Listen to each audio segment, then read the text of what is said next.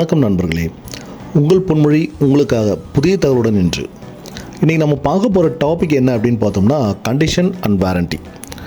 Sale of goods ஆக்டில் one of the important question இது. So condition and warranty அது நம்ம கேள்வி பதிலை தாண்டி மார்க் எடுக்கிறத தாண்டி நம்ம தெரிஞ்சிக்க வேண்டிய விஷயம் என்ன அப்படின்னு பார்த்தோம்னா இதில் வந்து நம்மளோட ரெகுலர் லைஃப்பில் நம்ம அன்றாட வாழ்வில் பார்த்திங்கன்னா இந்த கண்டிஷன் வாரண்டியை நம்ம ஒவ்வொரு பொருள் வாங்கும் போதும் நம்ம பயன்படுத்திக்கிட்டு தான் இருக்கோம்.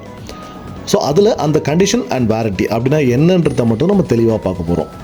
அதில் முதல்ல பார்க்க போகிறது என்ன அப்படின்னு பார்த்தோம்னா condition. So section 12 Class 2 of the sale of goods act 1930.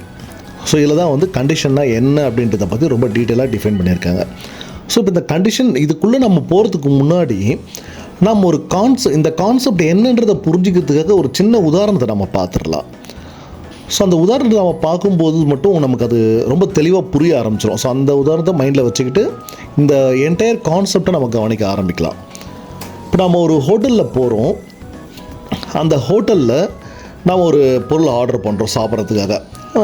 For example veg noodles. So veg noodles வந்து நம்ம ஆர்டர் பண்ணுறோம்.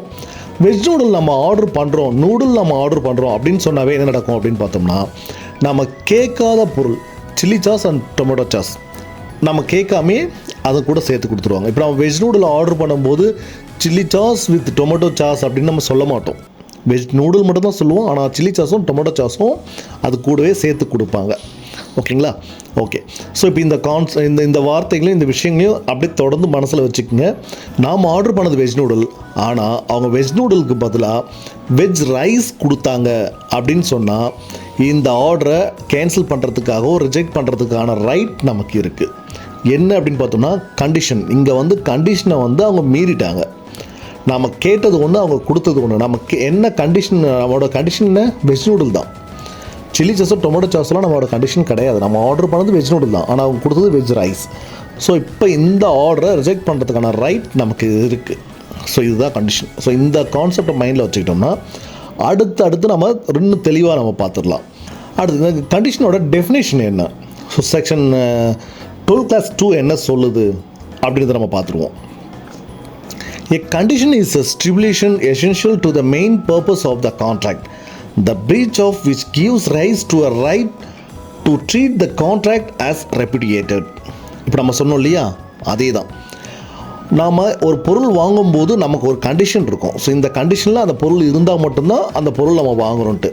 பட் அந்த கண்டிஷனில் உள்ளபடி அந்த பொருள் இல்லைன்னா அதை நம்ம திருப்பி கொடுக்கறதுக்கான ரைட் நமக்கு இருக்குது. ஸோ திருப்பி கொடுத்துட்டு வேறு பொருள் வாங்கலாம், இல்லாட்டி நம்ம என்ன கண்டிஷன் சொல்லியிருக்கோமோ அந்த கண்டிஷனில் உள்ளதை நம்ம அக்செப்ட் பண்ணிக்கலாம். ஸோ இவ்வளோ தான் விஷயமே. இந்த கண்டிஷனுக்கு ஒரு கேஸில் ஒன்று இருக்குது. ஸோ அந்த கேஸில் பார்த்துட்டோம்னா இன்னும் கிளியராக புரிஞ்சிடும் நமக்கு.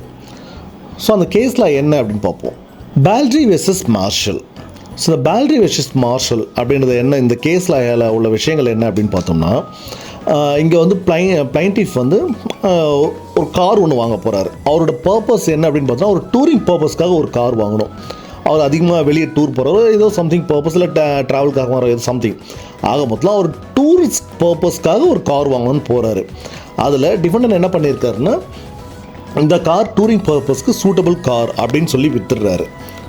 ஆனால் அங்கே உள்ள விஷயம் என்ன அப்படின்னு பார்த்தோம்னா அந்த கார் வாங்கின பிறகு அவருக்கு தெரிய வருது இது டூரிங் பர்பஸ்க்கு சூட்டபிளான கார் கிடையாது அப்படின்னு சொல்லிட்டு அவருக்கு தெரிய வந்த பிறகு ஸோ இந்த காரை வந்து அவர் ரிஜெக்ட் பண்ணுறாரு. ஸோ இதுதான் வந்து இந்த கேஸ்லாம்.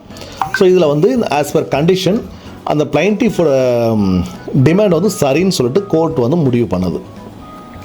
ஸோ இப்போ உங்களுக்கு தெளிவாக புரியும் நான் நம்புகிறேன். ஆஸ் பர் கண்டிஷன் நம்ம எந்த ஒரு பொருள் வாங்குகிறோமோ அந்த பொருள் அந்த கண்டிஷன் படி இல்லை அப்படின்னு சொன்னால் அதை ரிஜெக்ட் பண்ணுறதுக்கான ரைட் நமக்கு இருக்குது. நாம் என்ன பொருள் கேட்குறோம், என்ன கண்டிஷனில் கேட்குறோமோ அந்த கண்டிஷனில் அந்த பொருள் நமக்கு கொடுக்கப்படணும். அப்படி இல்லாட்டி அதை நிராகரிக்கிறதுக்கான உரிமை நமக்கு இருக்குது. ஸோ இதுதான் வந்து இந்த கண்டிஷன் வாரண்டியில் கண்டிஷன் உள்ள விஷயம். ஸோ நம்ம அடுத்தடுத்த பார்ட்டில் இன்னும் மேலும் பல தகவல்களை பெறுவோம். ஸோ இன்றைக்கி போதுமான தகவலை நம்ம தெரிஞ்சுட்டோன்ற நம்பிக்கையோடு விடைபெறுகின்றேன். நன்றி நண்பர்களே.